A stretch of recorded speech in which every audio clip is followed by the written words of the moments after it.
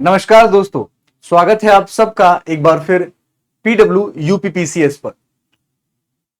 जैसा कि आप लोग जानते हैं कि इस देश के, इस प्रदेश के कई सारे अभ्यर्थियों का या कई सारे विद्यार्थियों का यह सपना होता है कि हम प्रशासनिक अधिकारी बने, राजस्व अधिकारी बने, पुलिस अधिकारी बने और इसीलिए वो रास्ता चुनते हैं यूपीएससी और यूपीपीएससी का।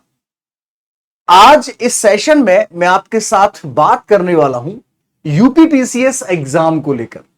यह एक कंप्लीट डिटेल्ड सेशन है जिसमें मैं आपके साथ बात करूंगा कोई अभ्यर्थी या मैं ये कहूं कि कोई विद्यार्थी जो सामान्यतः 12th पास करके आया है या फिर वो स्नातक यानी कि ग्रेजुएट हो चुका है, उसके बाद कैसे वो लगातार मेहनत के बल पर, मेहनत के दम पर वो प्रशासन अधिकारी, पुलिस अधिकारी और राजस्व अधिकारी बन सकता है। तो एक बार फिर मैं आप सबका पुनः यहां पर स्वागत करता हूं। और हां, सबसे महत्वपूर्ण बात जो मैं आपको बताना चाहता हूं, देखिए, जब भी हम किसी मंजिल की ओर जाना चाहते हैं तो दो चीजें बहुत काम की होती हैं। एक तो आपको रास्ता जो है उसके बारे में जानकारी होनी चाहिए, और दूसरा कोई ऐसा व्यक्ति, कोई ऐसा बोल सकते हैं कि एक बिंदु जो आपको सही मार्ग बताए। और स्पेशली आपके इसी सपने को पूरा करने के लिए पीडब्ल्यू यूपीपीसीएस सर्व सक्षम बैच और सर्वप्रथम बैच, यानी कि सर्व सक्षम जो कि एक इंग्लिश मीडियम बैच है और सर्वप्रथम बैच जो कि हिंदी मीडियम बैच है, एकदम शून्य से शिखर तक की तैयारी जो है वो यहां पर आपको कराई जाएगी। तो अगर आपका सपना है प्रशासन का अधिकारी बनने का तो अपने आप को यहां पर इनरोल जरूर कीजिए ताकि आपका सपना जो है वो पूरा हो सके। लेकिन उससे पहले हम ये तो जान ले कि क्या हम उस एग्जाम के लिए तैयार हैं, क्या हमारे अंदर वो योग्यताएं हैं, क्या हम उन सारी चीजों के लिए एलिजिबल हैं जो आपको प्रशासन का अधिकारी बनाने के लिए जरूरी है। तो चलिए मेरे साथ में शुरुआत करते हैं इस शानदार से एक कंप्लीट डिटेल्ड सेशन की जो आपको प्रशासनिक अधिकारी बनाएगा। UPPCS exam complete details, syllabus क्या है, एग्जाम पैटर्न क्या होता है, एज लिमिट कितनी होनी चाहिए, सैलरी कितनी मिलती है, इसके अलावा पोस्ट कौन कौन सी होती है, एलिजिबिलिटी क्राइटेरिया क्या क्या है, और इसके लिए आपके पास क्लास क्वालिफिकेशंस जो हैं वो क्या होनी चाहिए। चलिए स्टार्ट करते हैं हमारे इस शानदार से सफर को। लेकिन इसको स्टार्ट करने से पहले कई सारे बच्चे इस बात से परेशान होते हैं कि सर मुझे यह बताइए what is the difference between UPPSC, UPPSC and UPPCS. हमको तो यही समझ में नहीं आता है कि इसमें डिफरेंस क्या होता है। तो मैं आपको बता दूं कि अगर हम लोग यहां पर बात करें इस यूपीपीएससी की, इसका मतलब क्या होता है बेटा? इसका मतलब होता है उत्तर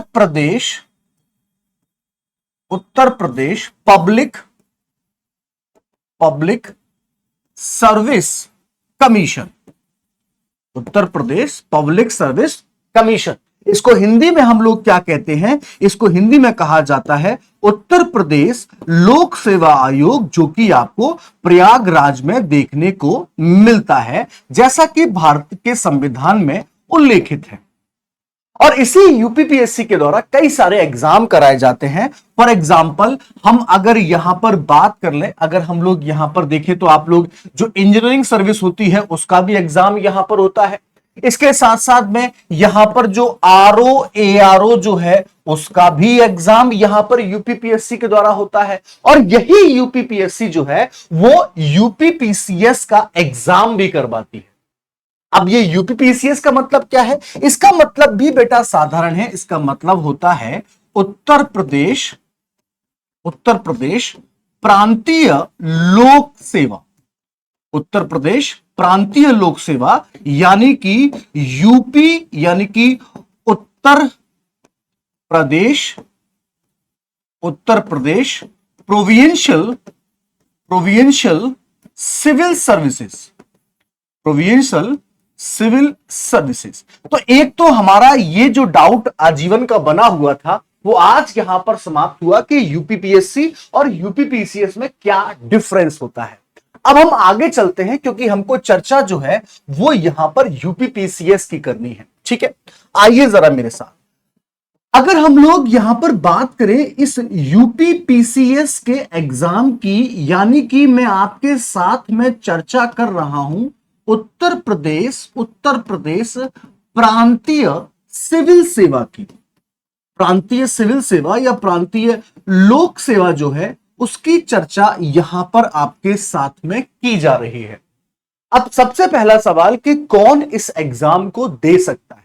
देखिए, जब भी हम लोग यहां पर बात करते हैं, हर एक भारत का नागरिक जो है, स्पेशली सिटीजन ऑफ इंडिया के पास ये प्रोविजन है कि भाई सबसे पहले तो वह भारत का नागरिक होना चाहिए, यानी कि सिटीजन ऑफ इंडिया होना चाहिए। पहली बात तो ये। दूसरी बात कि उसकी उम्र जो है वो न्यूनतम जो है वो 21 वर्ष होना चाहिए, और अधिकतम जो है वो यहां पर होना चाहिए 40 वर्ष, यानी कि 40 वर्ष उसकी अधिकतम आयु है और न्यूनतम जो है वो है 21 वर्ष। और ये दोनों जो मैंने आपके साथ में यहां पर क्राइटेरिया शामिल किया है, ये हम लोग देखें तो अनारक्षित श्रेणी के लिए है, यानी कि मैं आपके साथ में यहां पर बात कर रहा हूं अनरिजर्व कैटेगरी की। इसके अलावा अगर आप ओबीसी से हैं, अगर आप एससी श्रेणी से हैं, अगर आप एसटी से हैं, अगर आप विमेन श्रेणी से हैं, तो यहां पर आपको अलग अलग एज रिलैक्सेशन यानी कि आयु में छूट जो है वो आपको यहां पर दी जाएगी। तो अगर आप अनरिजर्व से हैं तो 21 वर्ष न्यूनतम और इसके साथ साथ में 40 वर्ष अधिकतम। अब ध्यान रखना कि जो अदर कैटेगरी है यहां पर न्यूनतम आपकी 21 वर्ष है, लेकिन अधिकतम में आपको छूट जो है यानी कि रिलैक्सेशन जो है वो आपको मिल जाएगा। अमूमन हम भारत की अगर हम लोग बात करें तो 15-16 साल में बच्चा जो है वो 12th क्लास पास कर लेता है और 20 तक आते आते वो ग्रेजुएट हो जाता है, यानी कि स्नातक हो जाता है। तो दूसरी आपके पास में यहां पर जो क्वालिफिकेशन होना चाहिए बच्चों, वो दूसरी क्वालिफिकेशन है कि ये जो भारत का नागरिक था, मान लेते हैं कि इसका नाम जो है वो मान लिए का दीपेश है। ठीक है, हमने ऐसा मान लिया कि इनका नाम जो है वो दीपेश है। 21 वर्ष इनकी न्यूनतम आयु होनी चाहिए, भारत का नागरिक होना चाहिए, 40 वर्ष अधिकतम होगी अगर ये अनारक्षित से हैं। बाकी अगर इन कैटेगरी से है, ओबीसी से है, एससी से है, एसटी से है या फिर वुमेन कैटेगरी से है, तो आपको अलग से एज रिलैक्सेशन जो है वो यहां पर मिलेगा ही मिलेगा।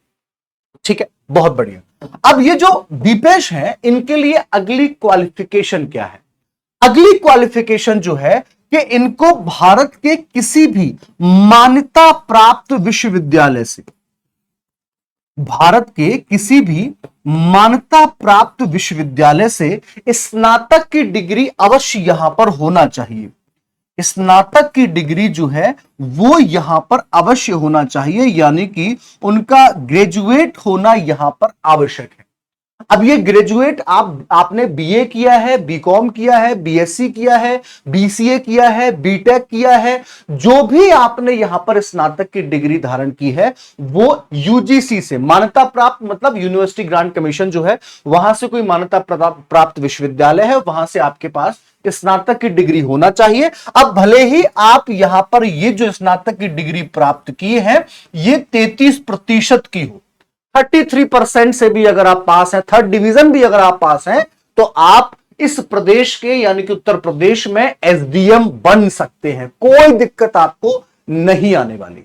हाँ, अब कुछ विशेष पद आते हैं, जैसे कि मान लीजिए डिस्ट्रिक्ट एडमिनिस्ट्रेटिव ऑफिसर है या फिर लेबर इंफोर्समेंट ऑफिसर है, तो इनके लिए कुछ विशेष वांछनीय योग्यताएं जो हैं वो यहां पर मांगी जाती हैं। मैं यहां पर सामान्य पद जो हैं उनकी बात आपके साथ में कर रहा हूं। ठीक है, बहुत बढ़िया।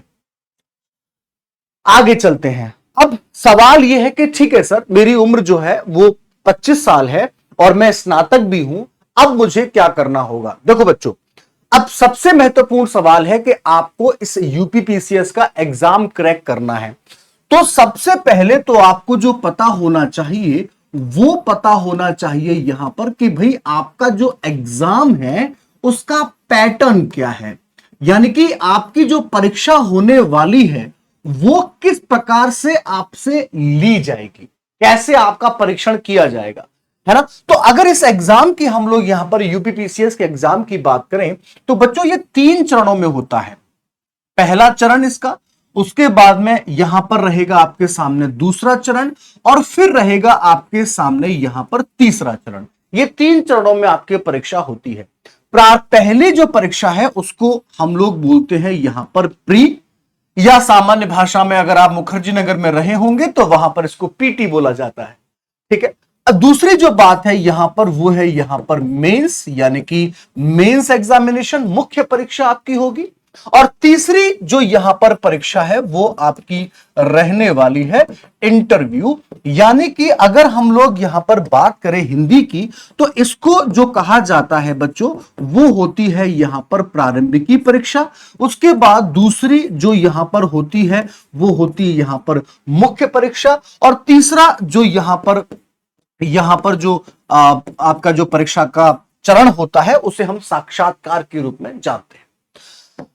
अब ये जो पेपर आपके हैं ध्यान रखें कि ये जो प्री और पीटी आपका जो है ये टोटल बच्चों ध्यान रखना कि यहां पर जो मेन मुद्दा है वो है आपके जीएस पेपर 1 का, और इसके साथ साथ में जीएस पेपर 2, ठीक है।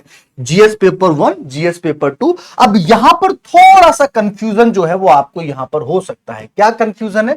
वो ये कि जीएस 1 में जो आपसे प्रश्न पूछे जाएंगे वो यहां पर 150 क्वेश्चन होंगे, और अंक जो है वो रहेंगे यहां पर 200 मार्क्स जो हैं वो यहां पर रहने वाले हैं।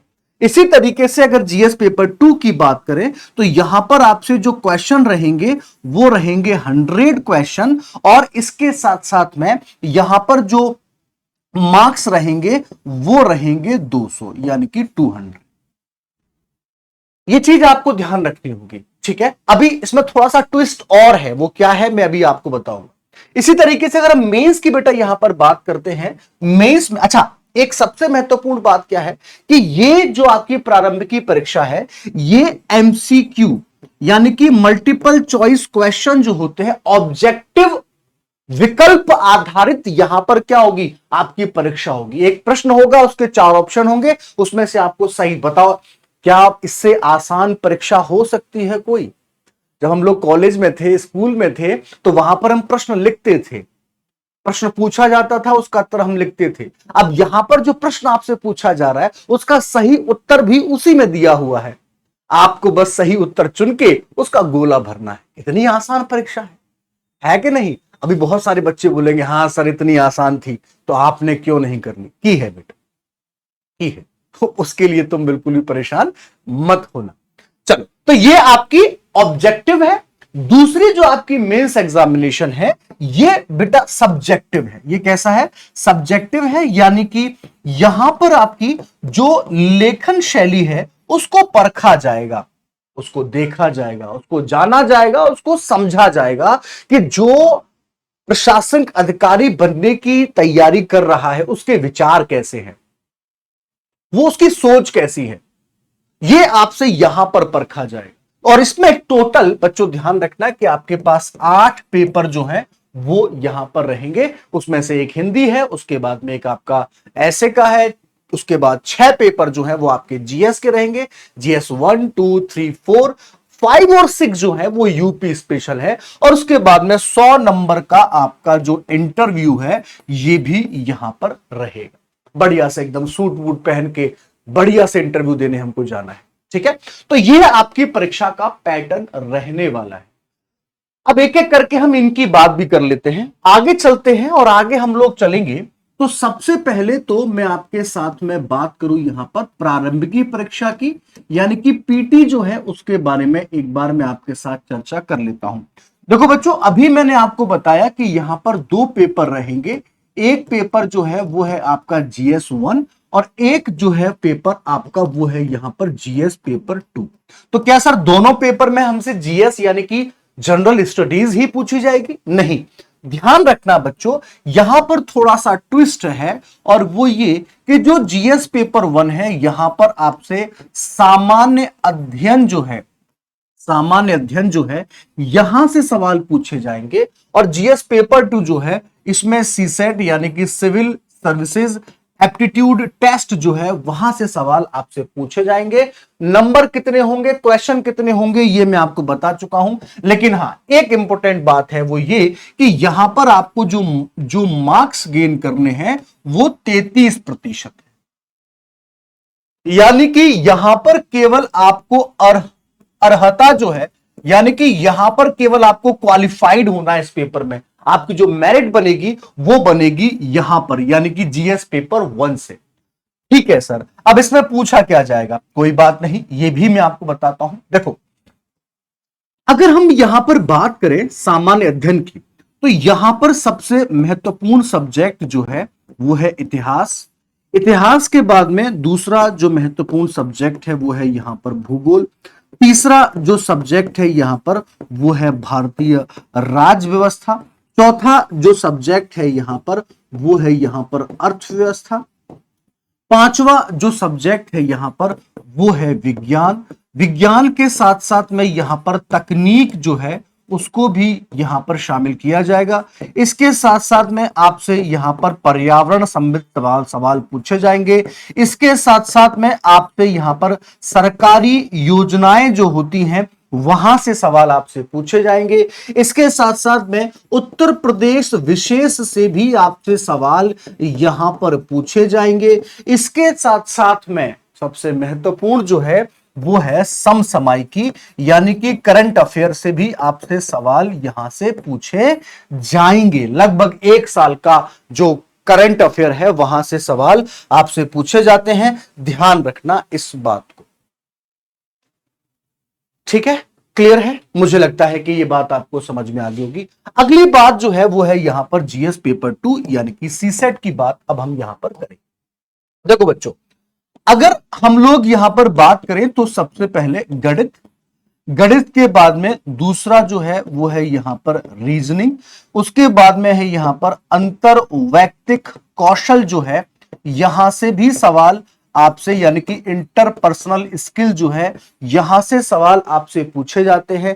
इसके अलावा यहां पर अंग्रेजी जो है, यहां से सवाल पूछे जाएंगे। इसके अलावा यहां पर हिंदी जो है, इससे सवाल आपसे पूछे जाएंगे। और आयोग ये कहता है कि ये जो सवाल पूछे जाएंगे यहां पर 10वीं कक्षा का स्तर जो है, यानी कि 10th का लेवल जो है उसको यहां पर मेंटेन किया जाएगा, ऐसा यहां पर आयोग के द्वारा नोटिफिकेशन में कहा जाता है।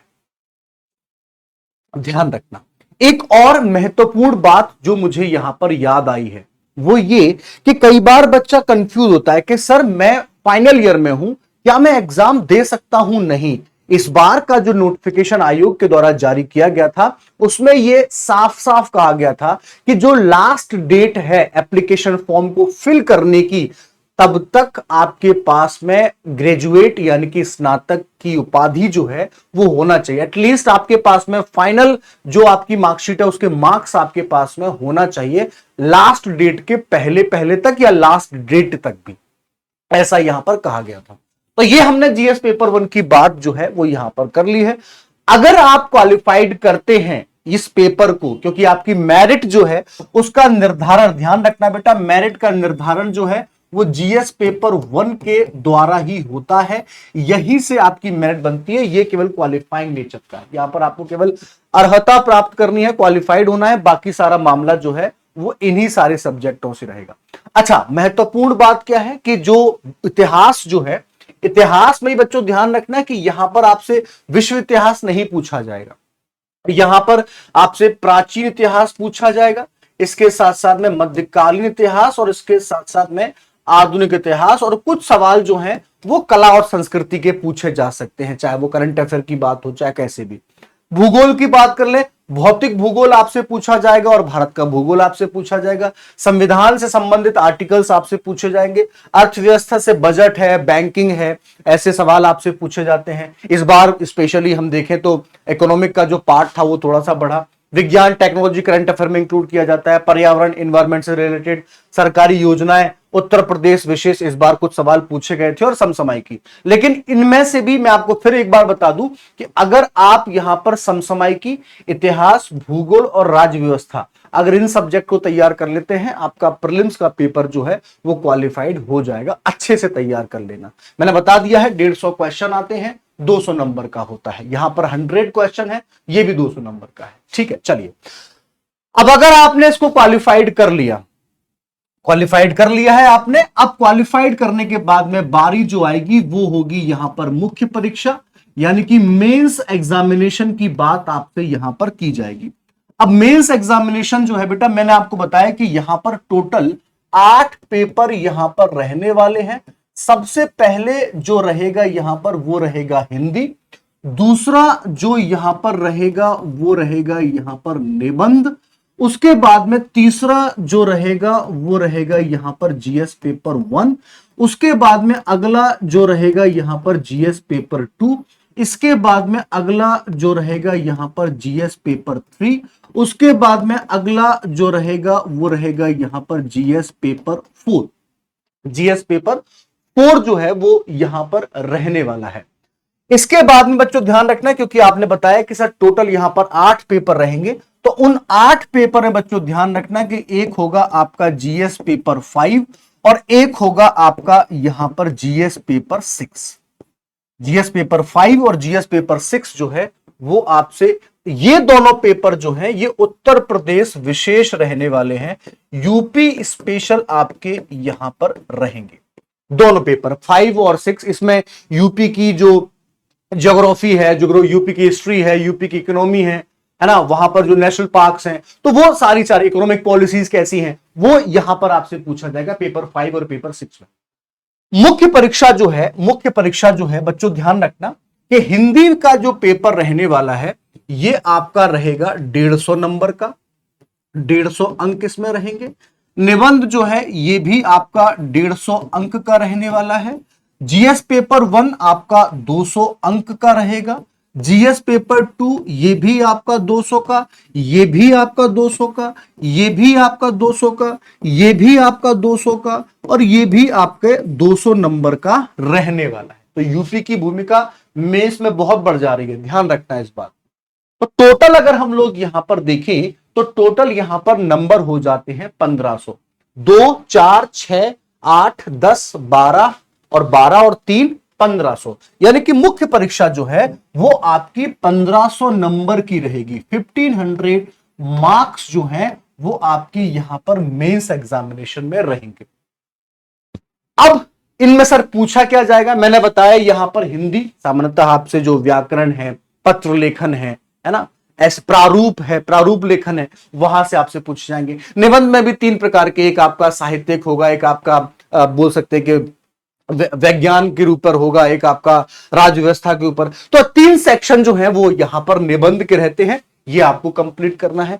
जीएस पेपर 1 की बात कर लें बच्चों, तो जीएस पेपर 1 में आपके पास में यहां पर रहेंगे, एक प्रकार से देखा जाए तो इतिहास, इसके साथ साथ में दूसरा जो यहां पर मेजर सब्जेक्ट है वो है यहां पर भूगोल, इतिहास और भूगोल, और इसके अलावा कुछ यहां पर जो सामाजिक विकास जो है उससे संबंधित एक टॉपिक जो है उसको भी यहां पर शामिल किया गया है। ठीक है, 200 नंबर का। इसी के तरह जीएस पेपर 2 की बात कर लें तो जीएस पेपर 2 में आपसे यहां पर संविधान और शासन व्यवस्था, ठीक है, संविधान व शासन व्यवस्था जो है वो आपसे यहां पर जीएस पेपर 2 में पूछा जाएगा। जीएस पेपर 3 की बात कर लें तो जीएस पेपर 3 में आप इस बात का विशेष रूप से ध्यान रखें कि यहां पर आपसे अर्थव्यवस्था से संबंधित सवाल पूछे जाएंगे। इसके अलावा आपसे जो विज्ञान है इससे संबंधित सवाल पूछे जाएंगे, और तकनीक से संबंधित सवाल जो हैं वो आपसे यहां पर इस जीएस पेपर 3 में पूछे जाएंगे। पेपर 4 है ना, बहुत ही महत्वपूर्ण, हमारे जितनी भी हमारे सेवा काल रहेगा उसमें सबसे महत्वपूर्ण सब्जेक्ट जो है वो आपका यहां पर पेपर 4 है, क्योंकि पेपर 4 में बात यहां पर की जाती है, पेपर 4 में बात की जाती है नीति शास्त्र की।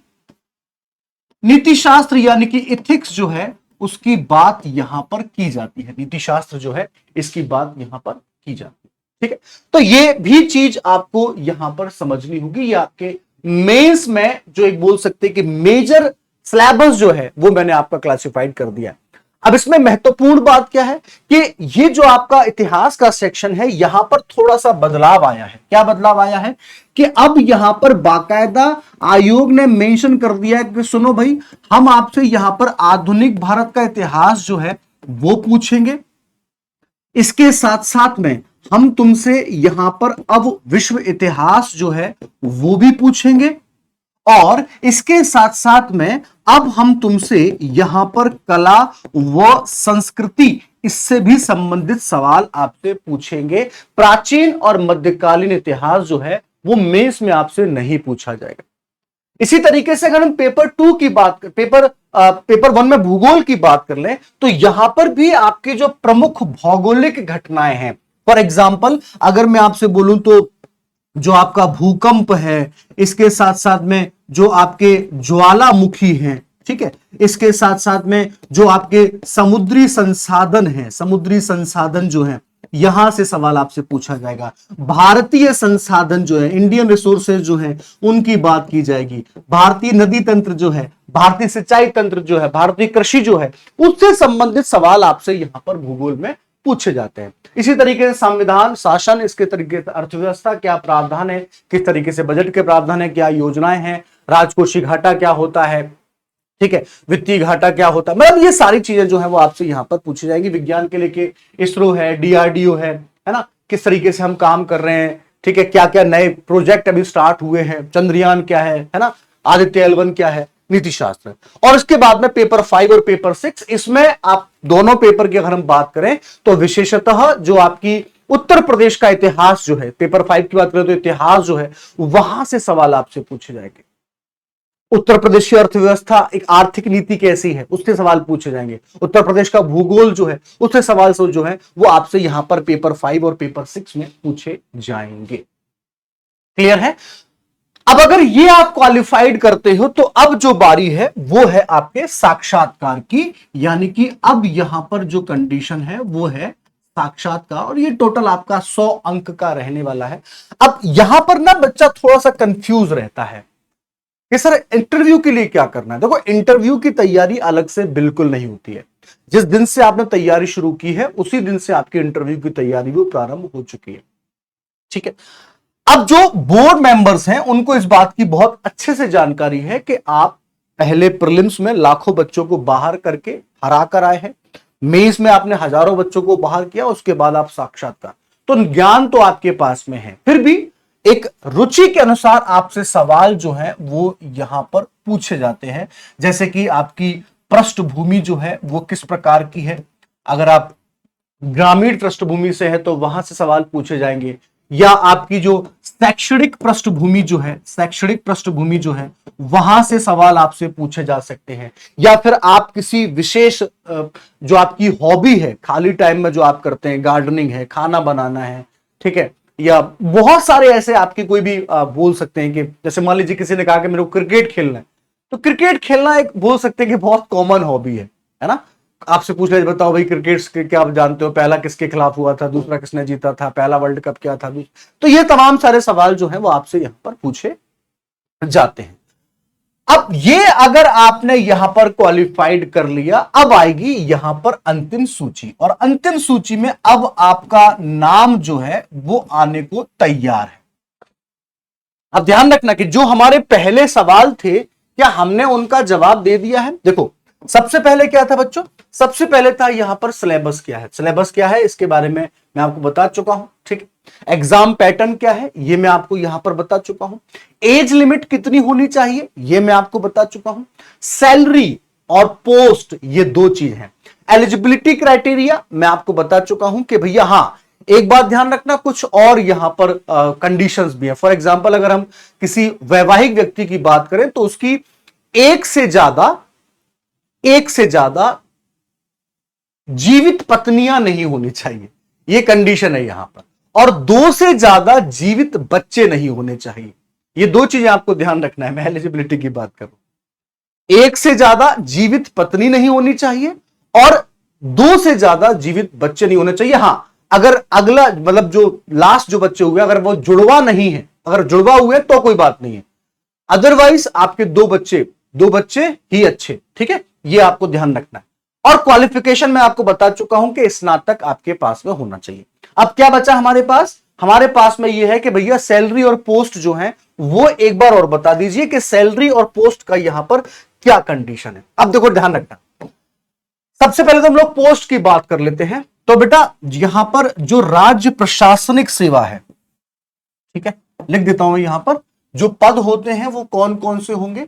तो आप यहां पर देखेंगे राज्य प्रशासनिक सेवा जो है यहां पर रहने वाले हैं। इसके साथ साथ में राज्य पुलिस सेवा जो है उसके पद यहां पर रहेगा। इसके साथ साथ में यहां पर राजस्व सेवा जो है उसका पद रहेगा। और हां, महत्वपूर्ण बात क्या है कि अब राजस्व जो आपकी राज्य सेवा होती है यानी कि पीसीएस का एग्जाम जो होता है, इसी के साथ में एक और जो पद जो है यानी कि वन सेवा जो है, वन सेवा है ना, रेंजर जैसे हम लोग बोलते हैं, उसकी भी भर्ती जो है, उसकी परीक्षा जो है वो आयोजित की जाती है। तो ये प्रमुख पद हैं, प्रशासनिक हैं, पुलिस हैं, राजस्व है, आबकारी है ना, ऐसे जो पद होते हैं वो यहां पर आप प्राप्त कर सकते हैं। चलो ठीक है, ये प्रमुख पद जो है उनकी बात मैंने आपके साथ में कर ली। अब सर चलो ठीक है, काम करेंगे लेकिन कुछ पैसा वैसा मिलेगा कि नहीं मिलेगा? बिल्कुल पैसा भी आपको मिलेगा, यानी कि आपको यहां पर मेनली जो तनख्वाह मिलेगी वो आपकी 4600 ग्रेड पे की रहने वाली है, 4600 ग्रेड पे। और एक जो ग्रेड पे है वो रहेगा यहां पर 5400 ग्रेड पे, 5400 ग्रेड पे जो है ये आपकी सैलरी रहने वाली है। यानी कि एक अंदाजा अगर यहां पर लिया जाए तो 4600 ग्रेड पे जो है इसके अकॉर्डिंग यहां पर सैलरी आपकी 65 के अराउंड, 65 से लेके 70 के समथिंग, ठीक है। और 5400 ग्रेड पे की बात कर ले तो ये आपकी 80 से लेके 85,000 जो सैलरी जो है वो आपकी यहां पर आपको मिल जाएगी। 80 टू 85 90,000 तक अराउंड आपको सैलरी जो है, एक अंदाजा जो है वो मैंने आपको यहां पर बता दिया है। तो ये आपकी सैलरी। अच्छा हां, यहां पर बाकायदा आयोग ने ये मेंशन किया हुआ है कि भैया जो नायब तहसीलदार का पद है, नायब तहसीलदार यानी कि तहसीलदार के जो लोअर पोस्ट जो है, नायब तहसीलदार जो है उसका जो ग्रेड पे रहेगा वो 4200 ग्रेड पे रहेगा। ठीक है, 4200 ग्रेड पे जो है वो उसका यहां पर रहेगा। तो ये भी विशेष रूप से आप लोग ध्यान रखेंगे। तो मैंने बताया प्रमुख पद में आपको बता चुका हूं प्रशासनिक के, जैसे कि एसडीएम है, डीएसपी है, तहसीलदार, नायब तहसीलदार, ये पद आपसे यहां पर बनेंगे। सैलरी 4600 ग्रेड पे मैंने एक अंदाजा आपको बता दिया है कि भैया इतनी सैलरी जो है वो आपकी बन जाएगी। तो इस तरीके से आप यहां पर क्या कर सकते हैं, प्रशासनिक अधिकारी बन सकते हैं। अब जो बच्चे ने 12th पास किया है, 12th पास किया है या मान लो फर्स्ट ईयर में है, उसके पास एक बहुत अच्छा मौका है इस एग्जाम को क्रैक करने का। क्योंकि देखो, कम से कम मुझे ऐसा लगता है एक पूर्व सिविल सेवक अभ्यर्थी होने के नाते कि 1 साल का टाइम आपको एटलीस्ट चाहिए सिलेबस को समझने के लिए, अंडरस्टैंडिंग के लिए, लेखन शैली के लिए, प्रैक्टिस करने के लिए, सिलेबस को समझने के लिए। तो 1 साल तो आपको कम से कम चाहिए ही चाहिए। और उसके बाद में आप जितने ज्यादा यहां पर अपने आप को निखारते जाएंगे, देखो 2 ही गति होंगी, या तो निखरोगे और या फिर बिखरोगे। अगर योजना के साथ में, रणनीति के तहत अगर कार्य करते रहे तो वो दिन दूर नहीं है जब तुम निखर जाओ। अदरवाइज बिना योजना के केवल हवाबाजी में बने रहे तो हो सकता है कि आप बिखर भी जाओ। मैं चाहता हूं कि आप निखरो और आपके जो तेज है, मैं एक लाइन बहुत अच्छी मैं आपसे बोलता हूं कि लोग जो हैं वो सूरज की तरह चमकना तो चाहते हैं लेकिन उसकी तरह कोई जलना नहीं चाहता। तो पहले उसकी तरह आपको जलना पड़ेगा अगर सूर्य की तरह आपको चमकना है तो। ध्यान रखें इस बात, ठीक है। तो ये तमाम सारी बातें जो हैं वो मैंने आज आपके साथ में कर ली हैं। अब देखो, जैसा कि मैंने बताया कि आपके पास एग्जाम को क्रैक करने के लिए एक प्रॉपर स्ट्रेटेजी, रणनीति, रिसोर्सेस, ये सब कुछ होना चाहिए। लेकिन इन सब के साथ में एक सबसे महत्वपूर्ण बात जो है वो है आपकी इस यात्रा में पथ प्रदर्शन। कि ये कॉलेज के एग्जाम नहीं है जो हर 6 महीने पे आएंगे या हर साल हम एग्जाम देंगे ना। ये ऐसा एग्जाम है जब आप डेली अपने आप को मजबूत करेंगे, डेली अपने आप को खड़ा करेंगे कि नहीं मुझे अपना सपना पूरा करना है। और इसीलिए आपके साथ में एक ऐसा कोई हो जो हाथ पकड़ कर आपको ले जाए आपके मंजिल की ओर। जब हम छोटे थे चल नहीं पाते थे, गिरते थे, लेकिन एक उंगली थी जिसको पकड़कर हम चलना सीखे और चलने से फिर हम दौड़ना सीखे। समय के साथ में सब कुछ होगा, बस विश्वास आपको बनाए रखना। और पीडब्ल्यू यूपीपीसीएस की पूरी टीम आपके साथ तैयार है इस सपने को पूरा करने की। अगर आप चाहते हैं कि हां मुझे right strategy, right planning, right mentorship, एकदम पूरी शिद्दत के साथ जितनी मेहनत आप करें उससे ज्यादा आपके एजुकेटर, आपके मेंटोर आपसे मेहनत करें, तो आप पीडब्ल्यू यूपीपीसीएस से जुड़ सकते हैं। मेहनत जरूर करनी होगी, मेहनत का कोई विकल्प नहीं है, सफलता का कोई शॉर्टकट नहीं है। मेहनत करने से मत घबराना। अगर ग्रेजुएट हो और 1 साल लगातार मेहनत कर ली, सिलेक्शन से कोई नहीं रोक पाएगा। अभी कुछ दिनों में रिजल्ट आएगा, परिणाम भी आपको मिलेंगे। ठीक है, तो अगर आप चाहें तो अगर आप मीडियम भी कई बार पूछते हैं कि सर मीडियम हम क्या लें। देखो, जिस मीडियम में आप अपने विचारों को, अपने भावों को जितना ज्यादा अच्छे से प्रस्तुत कर सकते हैं वो माध्यम आपको लेना चाहिए। फिर वो चाहे हिंदी हो चाहे वो इंग्लिश हो। और वो गए, छोड़ो कल की बातें, कल की बात पुरानी, इंग्लिश मीडियम में अच्छा कंटेंट है, हिंदी मीडियम में नहीं है, उसको आप छोड़ो। वो जिम्मेदारी, वो जो रिस्पॉन्सिबिलिटी है वो अब हमारे कंधों में। जो कंटेंट आपको इंग्लिश में मिलता था वो आपको वही कंटेंट आपको एग्जैक्ट हिंदी माध्यम के बच्चों को भी अब मिलने वाला। ठीक है, तो बिल्कुल घबराना नहीं, परेशान मत होना। ओके, तो इसीलिए अगर आप चाहें इंग्लिश मीडियम में तो हमारे पास में एक इंग्लिश बैच है। ठीक है, इंग्लिश बैच है जिसे हम लोग सर्व सक्षम के नाम से जानते हैं। इसमें अपने आप को एनरोल कीजिए। ठीक है, आप चाहते हैं कि नहीं सर मैं तो हिंदी माध्यम में तैयारी करना चाहता हूं, तो यह भी आपके पास में एक मौका है। आपके पास सर्वप्रथम बैच है। अब कई बार बच्चे ये पूछ रहे हैं सर इसमें डिफरेंस क्या है। देखो, डिफरेंस यहां पर यह है कि ये जो सर्वप्रथम है ये प्रॉपर आपका हिंदी है, यानी कि यहां पर आपको जो कंटेंट मिलेगा वो भी हिंदी में रहेगा और समझाया भी आपको हिंदी में जाएगा। बल्कि जब सर्व सक्षम की बात करेंगे तो यहां पर आपका कंटेंट जो है वो इंग्लिश में रहेगा, अंग्रेजी में रहेगा, समझाया आपको दोनों भाषाओं में जाएगा, यानी कि हिंदी और इंग्लिश दोनों में आपको एक्सप्लेन किया जाएगा। ठीक है, तो ये सारी इंफॉर्मेशन मैं आपको यहां पर बता चुका हूं। अब इसके अलावा अगर आपको कोई डाउट है, कोई क्वेरी है, आप पूछना चाहते हैं, तो आप कमेंट सेक्शन में अपनी प्रतिक्रिया दे सकते हैं, जल्दी आपके पास रिप्लाई पहुंच जाएगा।